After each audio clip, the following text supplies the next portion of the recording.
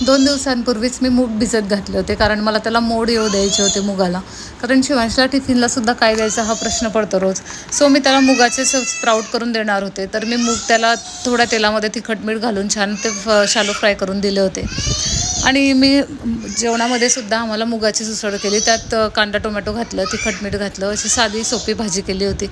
आणि ध्वनीची आता खूपच कारनामे वाढले आहेत.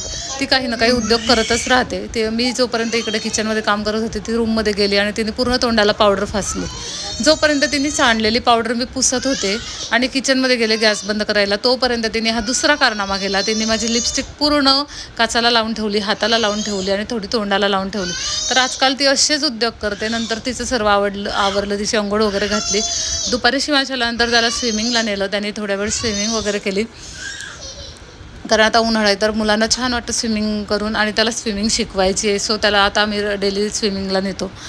तर ध्वनीला झोपवते आणि मग त्याला स्विमिंगला नेते. आणि स्विमिंग झाल्यानंतर घरी आल्यावर त्याला सुद्धा झोपवलं. संध्याकाळी सुद्धा यांची अशीच कारनामे चालू असतात. काही ना काही उद्योग हे दोघं पोरं करतच राहतात आणि ध्वनी तर जास्त करते. आणि तिचे असे उद्योग आणि तिचा पसारा केलेला आवरण्यातच माझा पूर्ण असा दिवस जातो.